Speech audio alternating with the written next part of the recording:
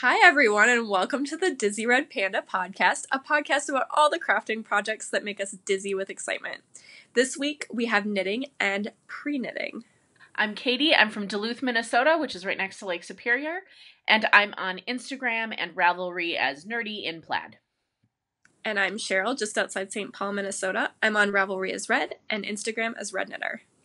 Links and show notes can be found right below, and if you have any questions, feel free to leave us a message or leave us a comment. Shall we jump in? It's been a month. It's been a month. It's been a month. Oh, I would say capital like, A, say capital M. I agree with that. So we're coming back as fresh as we can. I would like to say that spring has arrived in northern Minnesota, and I hope it has where you are too, in the deep south. In the deep south.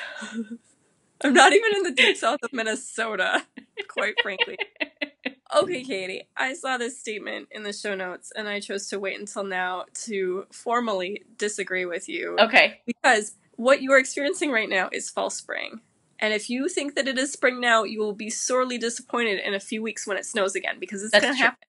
That's very true. Or there'll be a cold snap or something. So don't put your boots and your coat away yet. So you're right. Oftentimes, at least up here, we've gotten enough snow in April to rival what we've gotten the rest of the winter, which is painful, and I hate to admit it, but right now we don't have snow. So right now we don't have snow on the ground except for where there's been really big piles. Sure. And as you said, it's now the season of mud. It is. Yes. I call this mud season, brown season. Exactly. Yeah. Foggy. It's really foggy today. It's foggy enough so that I can't see the park across the street from where I work or where I live. So I can see like some haze but I can't see like trees. So it's particularly bad today. So maybe you want to talk about our Brighten Up Cal. Yeah, so since it's still all neutral weather colors all the time, I'm going to just say let's push for the Brighten Up Cal to keep going because I would like some more bright colors because I'm kind of desperate for it. So we'll keep taking things with Brighten Up Cal, and it can be crochet, it can be knit, it can be spinning. I'm really loose on those words as long as we get, color, because I'm selfish. Yes. Sorry. I have a cat who's trying to drink my water, and I would prefer if she didn't. I hate it when they do that. She's determined, though. What's new with you? I don't know. It's been a crazy month of conferencing. I've been to 2 conferences since we talked last. So I've had some travel in there. Nice. It's been like lots of sickness in my house. Like everyone got the stomach flu. Fuck.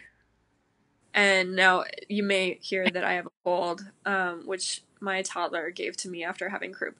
So they're so nice and sharing with you. It's just really precious. So I'm hoping that April will be a month of restoring some normality. I hope so. It was nice to do the conference stuff. Like, that was all great. But, like, 2 within the span of 3 or 4 weeks was... That's a lot of travel. Yeah. All right, so should we jump in? Let's jump... Oh, wait. Okay, so I'm not wearing anything handmade today, but you had something you wanted to show that you're wearing? Wearing. It's across my knees because my heat is not really on right now, so my apartment gets super chilly. It's an old building. This is why it happens. So I live throughout the entire winter and into spring with blankets everywhere. So I have one of those across my lap today. And I'll just pop in a picture here, but it's been nicknamed by me the ugly blanket. It's because when I was knitting it, I'm like, these colors are horrific because they're not my colors at all. But I have actually really liked this blanket. It's a bulky weight. It's made out of Karen tea cakes, which is like a gradient, well, more like block stripes from You can get it at Michael's, and it's a bulky weight yarn, and it's kind of hideous, but it's nice and cozy. So I really like it. It's one of the few that there's no pattern for it, but I started in the center and knit out. So it's a square, and the nice thing is that when you've determined that it's big enough, you just add on the border and then you're done. So nice. It's about the only type of blanket I will hand knit anymore. So the main bulk of the blanket is the Karen tea cakes in maple matcha. And then I have to say, they do a great job of just going with the theme and naming all their colors. And then the edging, which, here you can see this. It's this really weird, like greeny, yellow, kind of puke color. But it matches perfectly. That's a Rowan Pure Wool worsted in the color mustard, and I've never seen a green mustard, but whatever. Anyway. Maybe some sort of stone ground mustard. Maybe some type of special mustard that I have never. Specialty fancy mustard. Grey Poupon. Yeah, not a fancy mustard girl. Straight up like yellow mustard for me. I like the fancy stuff. All right, so shall we go to finished objects? I think I should go first on finished objects because you have a lot. I have a lot for one. I'm like, I was looking at your list. I'm like, oh, that has to be your whips. No, it's your finished list. It's amazing. So I'm going to go first. Okay. I have 2 hats of the same kind. These are called the honey dust hats. So I'm going to show them off individually. These are called the honey dust hats. Oh, that's a cute pattern. By Christy Statadu. Name will be down below. Yes. Yeah. So these are a really cute color work hat.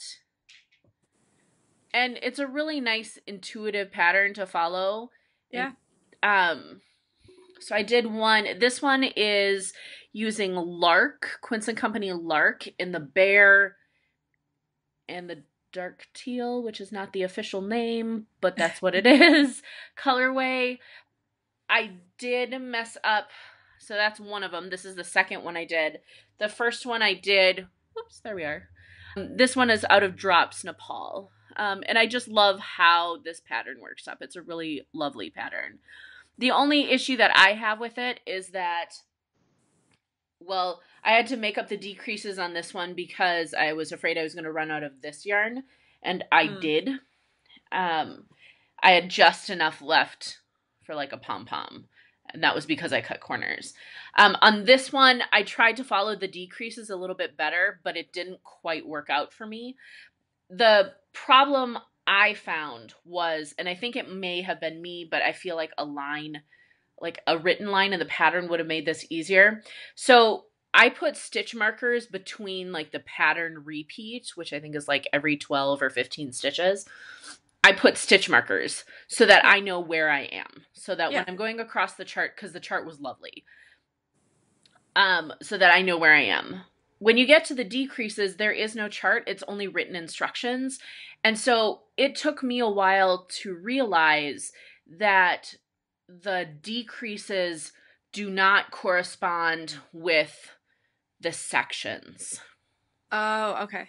So essentially what you have to do, and I realized this too late, is to take out all of your stitch markers and then follow the instructions as they are instead of as they are for the entire round rather than the section that's charted. Sure. So that's why some of my decreases, like right there, they're a little bit off by a stitch, like right there.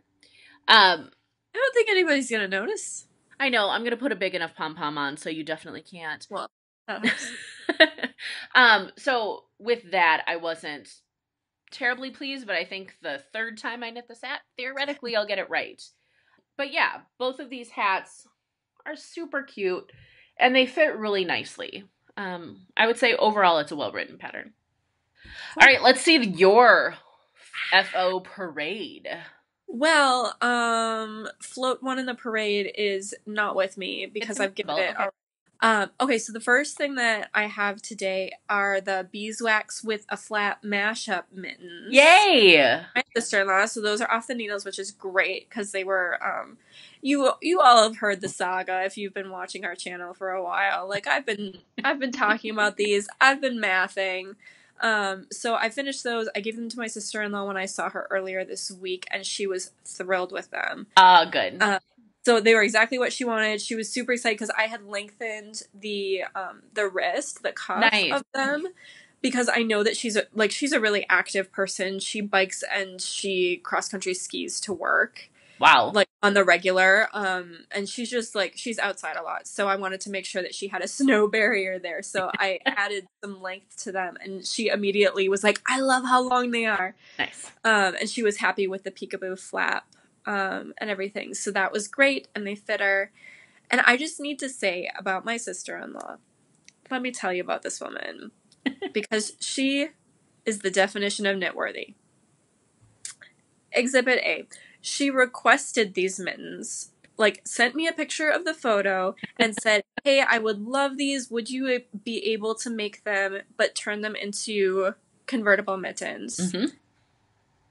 Exhibit B, she does that with ample time before Christmas that I could potentially have, if I hadn't had some other things lined up, I potentially could have made them in time for Christmas because she knows I like knitting things for people for Christmas. Nice. Excellent. Exhibit C, she actually wears the stuff that I make for her and like shows up places wearing it, like just because like that's what she's wearing that day, not because she's seeing me. Excellent. And Exhibit D, I, unprompted, received a very nice portrait of her wearing the mittens with the matching hats that her husband took with his fancy iPhone. So it's like a nice picture that I'll put on Ravelry. I'm not going to have you put that one on the YouTube because I haven't asked for That's okay. permission for social media at large, but I will put it on Ravelry if people want to see my gorgeous sister-in-law wearing her hand knits. So nice. That is knitworthy. Absolutely. And that's why she gets basically whatever she wants. Like, I think that is a great example of, oftentimes we hear about, people who are either like gimme pigs with her, I want you to knit me this, or you'll knit me that, or people who will knit things for other people and they're not appreciated. So like hearing that kind of story and having that kind of person in your life, I think absolutely is important. Yeah. And she also appreciates things that I just, like, make her. Like, she loves hand knit socks. Nice. So that's nice that I can just, like, if I feel like making socks and I don't want them for myself because I have a pretty big drawer of hand knit socks, it's nice that I can make them for her, too. And we have the same size feet, so. Oh, even better. Yes. I've found that if I'm going to be hand knitting socks, I'm most likely going to make them for my mom because she has smaller feet than I do. Nice. That's if. Big if. Okay, speaking of hand knit socks. Excellent. Look at you go. Oh, those are so cute. Hand knit socks. So these ones I was working on like towards the beginning of when we started podcasting. It's been a while. Okay, so this is where I was last time I talked about them on the second sock, and now they're both done. So yay. These are the Regia, Arnie, and Carlos design line, and I love knitting with the Arnie and Carlos yarns. I tend to snap up a skein when I see them. I don't love these ones. Why? I don't know. Just the colors, or? Like, I liked it better in the ball than I did, because I didn't look up the colorway. I just, like, saw it in the store and picked one that I liked the colors. I like the colors, but I think I don't love, like, this part that has just really subtle patterning. I don't know. This is probably my least favorite pair of Arnie and Carlos that I've made. They're just kind of so-so. Okay. But, so I haven't decided for sure. I'll probably keep these because my sister-in-law isn't much of a pink person, but maybe I'll see if she wants them first. This was also my first time doing the non-Euclidean heels, so you can see the wedge going on there. I didn't love knitting this heel, and here is why I think that is. It feels like it takes a really long time, because essentially when you're making the heel, the whole sort of heel portion of the sock also includes your gusset. And so it's like a psychological thing where, like, if you're knitting another, like a heel flap, you have your heel flap, your heel turn, and your gusset decreases. And those are sort of like 3 distinct steps. Right. Whereas with this heel, they're sort of all in one. And so it feels like it takes a pretty long time. Got it. I don't know. That's my theory on it. So I didn't totally love knitting it. It looks fine. Like, it's kind of neat. And I'll report back if I have any feelings one way or the other on how it wears. Because I've just tried these on to make sure they fit. I haven't worn them around yet because I haven't taken a picture yet. Yeah, it looks like an unusual heel. So I want to hear how it feels and how it stays on the foot. Yeah, I have heard good things about this heel, and I'm still sort of on the lookout for a heel that I really love on my foot. So I'm sort of experimenting very slowly because these socks took me like a long stinking time to make because I just haven't worked on them a lot. Oh, and these were the ones that I knit with the Addy Flexi Flip needles. Oh, how did you feel about those? I feel I have an unusual perspective on them in that I think I'm neutral. Okay. And I don't know that there are many neutral parties when it comes to flexi-foot needles. But I think I am because, like, they were fine. But I'm not gonna rush out to buy a whole bunch more either. Like, I've seen some people who have been using them for, like, sleeves and things like that because they like them so much. I'm not going to do that. I've seen other people who absolutely hate them and will never use them again. I'm not that person either. I'll probably use them. I have to say they were nice for, like, this was largely a traveling project that I tucked in my bag when I was volunteering last summer. And then I brought it to the conference and I finished the second 3/4 of the second sock at the conference, and it was nice to only have 2 needles to be moving between when I was on the go. So, like, I will say that. But other than that, like, I don't know. I'm kind of neutral on them. All right. Yeah. Yeah, I'm curious to know. I wonder if you'll change that judgment if you're working in a sock more regularly. Yeah, that's fair.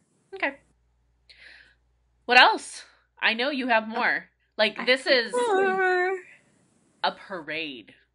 This is a podcast first, and it's very exciting. Okay, so next thing. This is my signature Brighten Up Cal project that is off the needles. That is a flax light sweater. That's so cute. Yarn. Yay, Speckles. So this is that Knit Picks Hawthorne confetti speckle yarn. I have sold this sweater to my kiddo by calling it a sprinkle sweater. Because if you saw the episode after his birthday, you know that I made him a sprinkle cake for his birthday. So this is the sprinkle sweater, and he loves a sprinkle sweater. Great. I love that. Yeah. So I don't know. I don't have a ton to say about this. Like, Flaxlight is a pretty straightforward, well-loved pattern. I did do the garter stitch on the sleeves, which is fine. It added a little bit of interest when I was knitting. And this is the 2 to 4 year old size, but I think I added an extra inch on the body. And I don't have a tall child. So, I don't know. Again, check the schematic. That's my big thing with knitting for kids. Check your schematic. And one thing I noticed, and I don't know how well you can see it here, is that the speckle looks different on the sleeves. A little bit. Than it does on the body. Right? Like, look at that. Yeah. It's a much denser speckle on the sleeves than on the body. I don't think I understand how math works, Katie, because, like... to me, that would be because you have a smaller circumference. But it's a speckle, not a stripe. Like, I understand why stripes look different, but it seems like a speckle should look the same. But it doesn't. I can't help you with that. If anyone mathier than I am can explain that, you let me know. And it's not like it's, like, a bad thing, you know, to have, like, right, a greater density of speckles on the sleeve. Like, it doesn't hurt anything. But it was just something that surprised me when I was knitting the sweater. What did you think about using that yarn? I've never used that yarn, but I have some of it in stash. I like it. Okay. I mean, it's like a normal plied superwash yarn. I did choose to, just because like this kind of sweater you're knitting fingering weight at a bigger gauge than you otherwise would if you were making socks or something. Like, I think I use size 5 needles. I think I use 3 for the ribbing and 5 for the body. So I did choose to hand wash and then machine dry this because I didn't want it to totally stretch out. I was concerned that might be an issue with the superwash yarn. But in terms of working with it, yeah, it was fine. Nice. I liked it. I like the speckle. That's fun. I think I need more speckles in my life. I might be looking for that when we go to the Shepherd's Harvest Festival. I'm really excited about Shepherd's Harvest. That's what's getting me through the rest of the semester. It's going to be a lot of fun. Another month. Oh God, so much to do in a month. So much to do. All right, so let's talk about your last one. My last one. Okay, I have to apologize for not having like proper names for things for this because we were playing nice when I was putting together show notes. So I'm sorry, guys. Okay. Maybe you can help me out when you do the official one. But sure. That is so cute. It has bunny ears. Oh my goodness! Please tell me this fits your son. No, this is a newborn size hat that is for a coworker who is having a baby. So this is getting shipped off to Michigan. One of my coworkers is having her first baby. It's a girl, but they kept the sex of the baby a secret for a long time, so I wanted something gender neutral because that seemed to be important. This is... Okay, guess who wrote this pattern? I give you one guess. Well, I know because I read the show notes. Oh, well, fine. It's like such a Susan B. Anderson. It absolutely pattern. Is. Had I not read the show notes, that's who I would have guessed. You would have gotten it right. Yes. Because, like, come on, it's so Susan B. Anderson. Like, she's the most adorable person ever. So, I'm sorry, I don't know what the official name is. It's the bunny hat from her Itty Bitty Hats book, which is, like, a super cute book to begin with. I have to say, like, that entire series, both the Itty Bitty Hats, she has Itty Bitty Nursery, I have Itty Bitty Toys which I love. All of those books are fantastic, even for beginners, I think. She just does such great work. Yeah. Like, her patterns are written so well, but then she's got this great creativity to them as well. She's just, plus, like, we've met her. Exactly. We met her at Vogue Knitting Live. A couple years she doesn't remember us, but no, that's okay. We love her. And she's fantastic. Yeah. But that is an adorable hat. It's adorable. Okay, but I haven't shown you.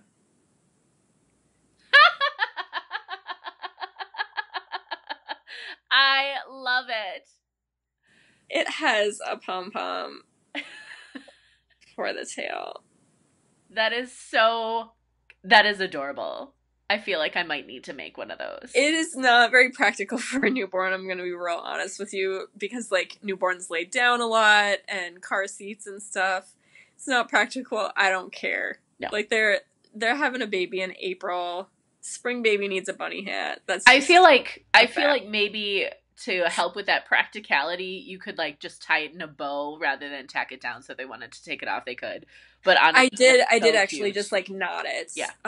And her pattern suggests, like, tying little ribbon bows around the base of the ears, which looks very cute. And I thought about doing it, like, maybe in a yellow so it wouldn't be, like, super girly or whatever. But I had some concerns about safety because, like, with newborns, you have to be so safe. And so I thought, well, I could, like, stitch those down with some sewing thread, but then, like, what color thread do you use so that it doesn't show up? And so I decided, you know what, they're probably not into the super girly stuff anyway, so I'm just not even gonna do that. But it looks very cute and would be less of a safety concern with an older kid. Got it. So that is adorable. It's very cute, and it was also, like, really easy. I was concerned about, like, getting the shape just right, but, like, basically you knit a hat, you knit each of the ears, which are pretty easy, and then this is just, like, pinched together with sewing. So it's not like there's, like, extra shaping going on right there. Right. It's just sort of pinched together and sewn. So really, like, easy project. I knit it in a morning at the conference, and my coworkers who were with me were, like, watching it emerge. So that was fun for me too. It's super adorable. That's so adorable. I'm excited to send that and a book off to Michigan for her. Oh, that's such a great present. Yeah. Okay, so that's my parade. That's a great parade. Thank you. It was a lot of fun. All right, what are you working on? So I'm not going to show eye blink, which is that shawl that I was working on last time. I had just gotten to the lace edging. I have since made progress on that lace edging and then had to rip it all the way back to the beginning of the lace edging, so it doesn't look like I've done anything. So I'm not going to show that today. That's okay. The thing that has gotten my most attention, like I've been a monogamous knitter for the past 2-ish weeks on this. Wow. It's also going to shock you if you haven't read the show notes, which I'm going to pretend you haven't. I'm working on a sweater. I'm so proud.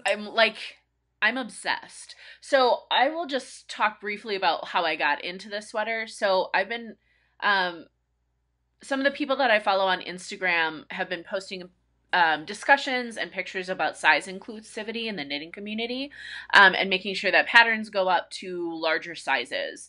And it's not just larger sizes because they're meant to be oversized, but actual larger sizes. Like meant for larger bodies. Yeah, like meant for a body like me, rather, so that I don't have to do crazy amounts of adjusting, which is one of the reasons why I haven't been super excited about knitting sweaters, just because the patterns that I like and the styles that I like are often don't go up, or I would have to do enough modifications for like my bust or other things, and that doesn't appeal to me. So the couple of people that I've been following, there's been an increase in the number, like the style of cropped sweater over a sundress. And I am completely obsessed with this look, like completely obsessed. I can't determine if it's because it's an easy look and one that would completely fit in with my lifestyle, or towards the end of the semester, I tend to obsess about really random things. And like, that's what I put my energy into, or if it's that. Yeah. One year it was Newfie puppies, and I found out everything you needed to know about having a Newfie puppy. I remember that year. Yep. So this is fairly common, like it's what I do.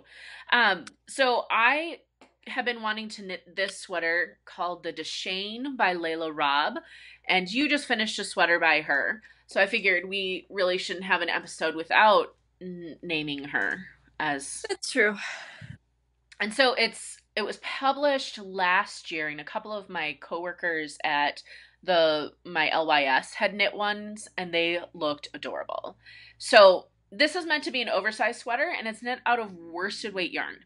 I'm knitting the smallest size, which is a 54-inch bust, but I don't believe in having like 6 to 10 inches of positive ease, because that looks sloppy on me, and I don't really like that look. So this is, I'm just going to show you the front. So there's not much to show. So I've got both the front and the back done. The back I just did in stockinette. So I steam blocked it yesterday. I have everything on needles still, because what I'm going to do is, I'm kind of convinced that this is going to look really weird on me, but I will make adjustments as I need to. So I have put markers where I need to connect each piece at the shoulders. And what I'm going to do is try it on, look at it in the mirror and see where it is. And then because I have the bottom stitches still live, I'm going to knit in the round, the edging, and then sew up the sides and do the sleeves. Cool. So yeah, so I am really loving this. Plus it's a nice light blue color. This is actually from another, sweater that I've ripped, and I was going to knit I had started on the Hetty by Andy Satterland, and that would have been cute, but I was like, I need this yarn. So this yarn is one that I've used before. This is the Juniper Moon Farms in Cumulus. So I'm knitting the Weekender sweater, which is now one-sleeved, super fashionable, in a super boring beige. And this has gone much better. Good. The only problem that I'm having right now, here, I'll show you the back because it's easier to see in the back, is I don't know if it's the dye lot or this color or what, but I am having so many, I'll come across, so this is kind of a loosely spun yarn anyway. So it's a 95% cotton, 5% nylon, and so like the nylon is wrapped around it. And there are places where there's only the nylon. And so it's really, really thin, like thread thin. And what I've been doing is I don't want that to be the sole stitch on a fairly loosely knit sweater, because this sweater is knit. So this is a worsted weight yarn and it's knit on size 10.5 needles. No, I did not do a gauge swatch. She must be into that because mine was the same thing. It was worsted weight on 10.5. Yeah. And so it's a nice loose, light fabric and I like it. But with those little pieces, I'm a little concerned. So what I'll do is when I come across one of those, I'll snap the yarn and then break it because I don't want a loose stitch. However, so I just started on the stockinette side. I just started knitting things together. So like the start of this stockinette part, I had probably a break every 2 to 3 yards that I had to break the yarn. And that was so frustrating. Yeah. And granted, I'm only 2 skeins in, so it may be I'm hoping it's the dye lot, but that's still fairly irritating. Yeah. On my weekender, I didn't have this issue. So I'm hoping it's just this yarn because I really do like this yarn a lot. Anyway, so I'm going to keep working on it and hopefully have a sweater in time for when we actually get spring here in Duluth. You could wear it to Shepherd's Harvest. I could, if it's spring-like then. It should. Yeah, you never know. By mid-May, it's rather warm. I don't know. Sometimes that festival is quite warm, like too warm for hand knits, and sometimes it's pretty chilly. So you never know what you're gonna be able to wear to that one. That's very true. That's very true. All right, what are you working on? I do not have any whips right now. Really? I'm just surprised. Is it because you just finished them all in like? Yeah. Okay. Yeah. Yeah. So this is I would say that is the problem with only having a very small number of whips. I have and then finishing them all. I have UFOs. Okay. So it's not like I have nothing. Okay. But I was like, oh, like I finished up my socks yesterday at the conference and I thought, oh, this is great. Like these have been sitting around for a while. Now they're done and, sort of clearing the decks. And I was, right now it's break month for the Harry Potter Knitting and Crochet House Cup. And so I didn't really want to cast on anything new. Like even the bunny hat, I was like, oh, I'm not going to get points for this bunny hat. And fake internet points go so far. Really do. So that was kind of a bummer. And so I was like, oh, maybe I'll focus on UFOs and some sewing UFOs as well, and like the cross stitch and whatever. So maybe I'll do that. But then I'm going to have a bunch of training time in the next few weeks at work. And I'm not sure how visual that training is going to be, because the stuff that I do have is not so complicated that it would be a focus issue. Got it. There's very little knitting that I can't focus and listen, but it may be an eye contact issue if I need to be watching something. So I'm going to need to take a close look at my UFOs, my knitting UFOs specifically, and see if those are going to work for this, or if I'm going to need to find something else to keep my hands busy. And if so, I'm not sure what that will be. Got it. Another sock, maybe. Maybe another sock. My go-to is hat. There's always hats. And also, like, alongside this is that I'm determining what my next owl for the house cup is going to be. So an owl is a 2 to 3 month project. And I'm determined to get those points and to eventually become an owl mistress, which if you play the game, you're familiar with that. And if not, you probably don't care. So I would like to do another owl this summer, and I'm trying to figure out what projects might fit into that. And specifically, so maybe people can help me with this, because I texted you about this week. Yeah. but maybe people can help me with this too. So I am starting to see what I'm calling like a little glimmer at the light of the end of the tunnel of my dissertation. Like it's not the actual light yet, but it's like a reflective off the wall. Like the light is out there, but you can't. Still too far distant to see. Yes. So I'm starting to see that, and I express gratitude through hand knitting. I imagine a lot of people I do in our circles do. And so, like, as my close friends have been graduating with their doctorates, I've been making them scarves or shawls, and I've been planning on doing the same for my committee when I graduate. So I have 4 committee members. Nice. And they all have very different style. And so my chair, I think I've settled on a Brooklyn tweed pattern for him that's a cabled scarf that, like, he's a sort of like Portland, Austin kind of guy. So I feel like Brooklyn tweed aesthetic will probably work pretty well for him. Yeah. One of my committee members I have not met in person. I only know her through her scholarship. But I've totally looked at her pictures on Google. And she seems like a gal who can pull off a statement scarf. So, like, I'm going to have some fun with that. And when you're talking scarves, do you mean scarves and shawls? Or yes. Okay. So, depending on the person. Okay. Depending on the person. Because, like, I wouldn't make a shawl for my male committee member because he's right. No, I just wanted to make sure that I'm not looking at just strict narrow rectangular things. No, that's what I think for some of them a shawl shape would work. No, what's interesting is when, you know how in the Ravelry pattern browser feature, there's all the different categories you can select. And one of them is gender. And if you're looking at scarves and shawls on Ravelry and you select male, apparently, like, if it's a Stephen West pattern, it's a male pattern. Yeah. And I don't necessarily think that's the case with all of his designs. Like, I think, like, you could maybe hit them for unisex, but I wouldn't necessarily choose male. Because I don't think that they're traditionally male, and I think, like, that's probably what those gender identifiers are signifying. So I just found that interesting, that, like, if he's modeling them, they're flagged as a male pattern, and I don't know that they always are. Are they also flagged as female, though? That I didn't check.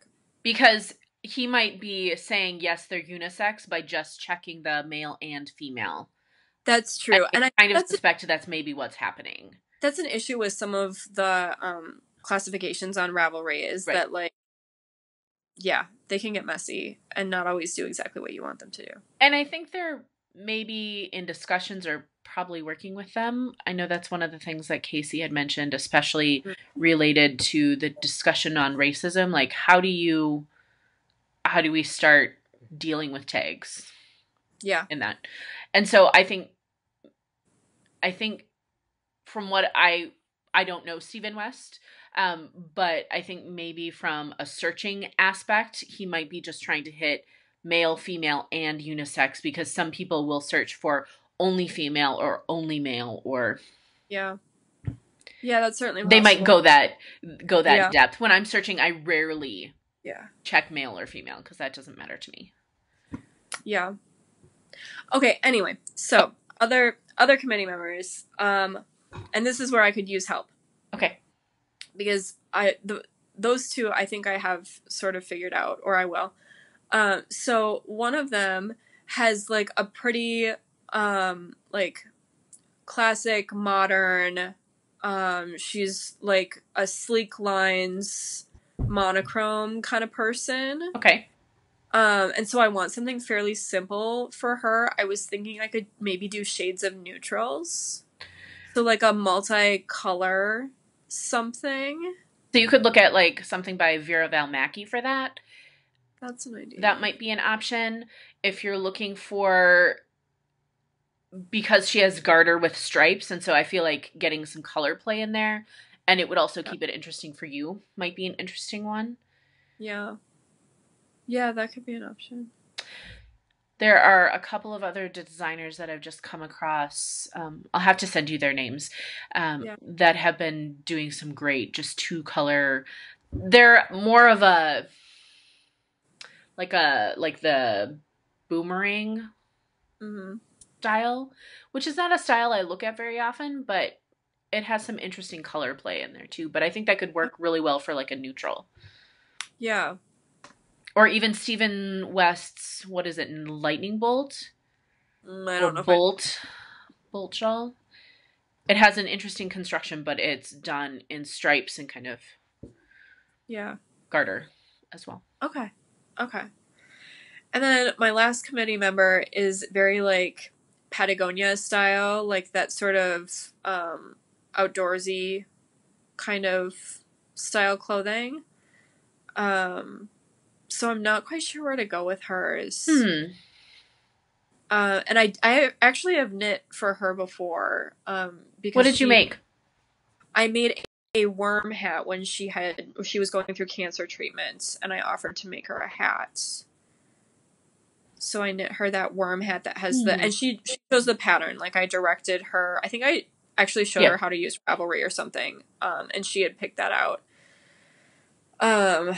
So like I know what colors she would be interested in, and I think fairly simple is going to be the way to go for her, but I'm not finding patterns that really strike me. For me, that would be the harder one. Yeah, she probably is the hardest one to choose for, because I feel like the others I have more of a handle on. So for her, it might be being something simple in design rather than, and then you can play with color a little bit more, whether it's striping or, so for example, if you did like a Yowza, like the Yowza number 1, 2, whatever that Susan B. Anderson has. So they're really simple in their design. What would that be? Terribly Simple Shawl by Caitlin French is a free one. And Caitlin French with 2 F's, FF, is a very simple one, but then you can play with color a little bit more with that. Or any of Susan Ayler's designs might work well. Just as let me put something on your neck so that it's fairly simple, and then you can scrunch it up really nicely. She might like a cowl, actually. Now that I'm thinking about it. A cowl you could do like a brioche cowl, because then it would be both warm, but then it would also be fairly interesting to knit. Or doing like a scowl, so like a shawl cowl, so that it starts out, who is that? Elizabeth Brown, I think is it. I'm looking at the Callisti designer. She has a lot of like those styles. Yeah. Maybe I'll do that. Would be Hillary Callis Smith. Not even close to what I had. Yeah. I love her. What is it? Star Shower that you and I both made? Yeah. Star Shower. She has a Dama. I'm working on. She also has one that uses 2 colors of worsted weight and a kind of a broad striping pattern. Okay. Well, if any of our viewers have other patterns for me to consider or designers for me to consider, I would love to hear from you, because this is going to be, a bit of an undertaking, and like I'm not going to have it all figured out right away. So. Yeah, let me look through some of my stuff, because I also have been looking at multicolor shawls, because I'm currently obsessed with them. In fact, I have one that I'm going to show colors, and I'm trying to determine what kind of order I want to use. So I've been looking a lot at multicolors. So here's my pre-knitting for the week. Yeah, what are your pre-whips here? So the first one, I'm currently obsessed with Hoki Locatelli's Odyssey shawl, which is a free DK weight shawl that uses 3 skeins. So let me take this one off. So let me just be clear. I'm not a pink person. I don't like the color pink. Can we see those 3 colors? Very pretty. Yeah. So the top 2 are by Lavender Loon, and the bottom one is by 3 Irish Girls. So I think I'm going to do it in this order. It's really nice. Yeah, I've been obsessing about this sock color, because it reminds me of summer and like rhubarb. Oh, I could see that, yeah. And so I've just been completely obsessed. And then we have a trunk show right now, and so there's a shawl with these two together. And I'm like, yes, I must have both of those.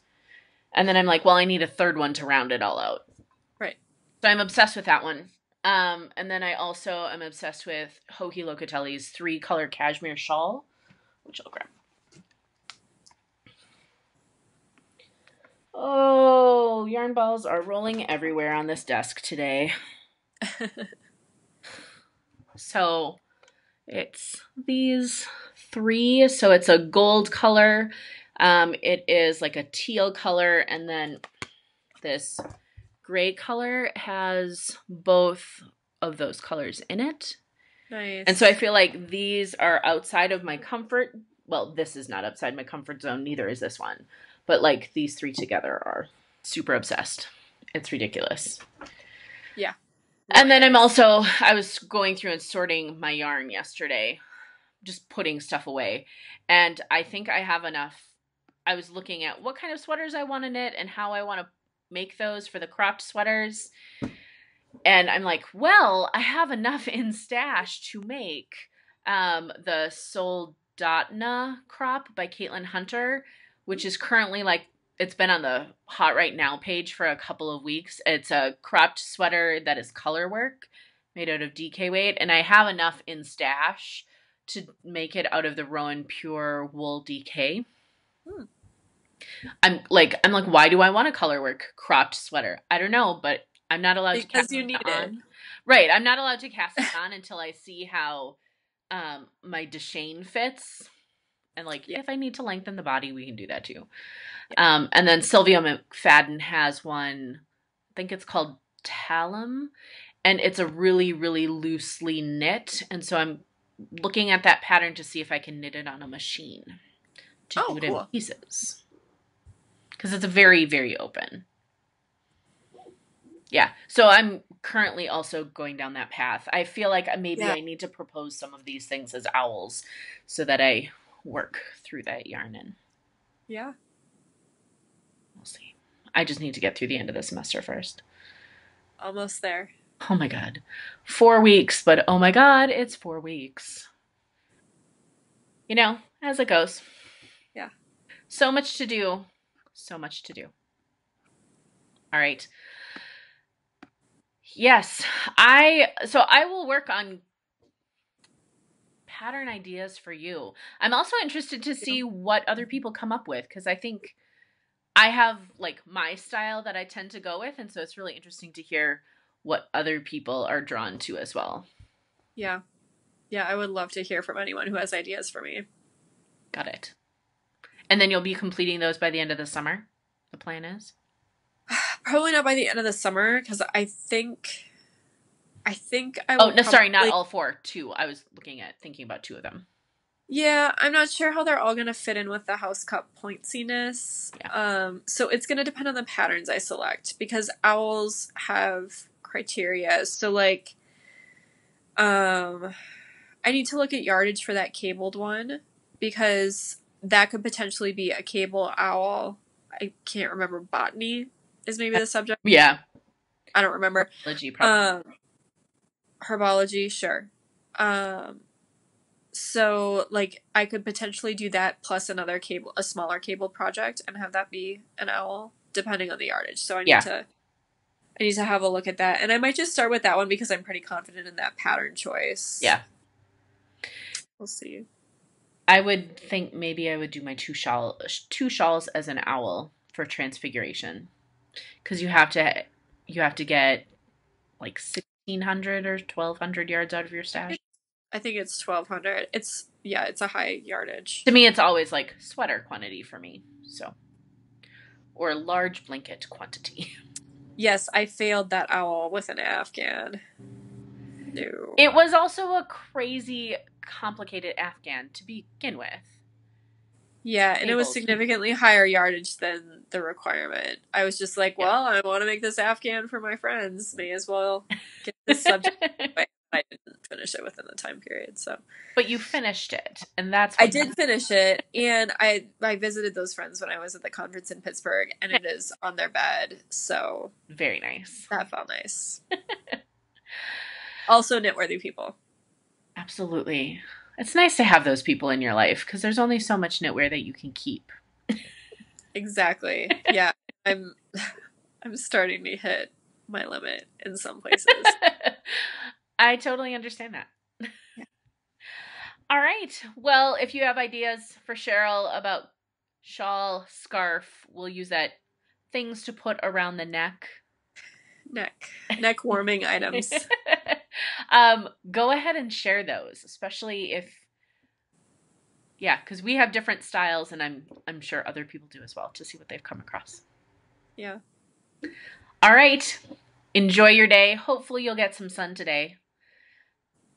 I can finally see across to the park, which is nice. Oh, that's I can good. see a tree. What a difference an hour makes. I know. All right. Have a good day. Bye. Bye.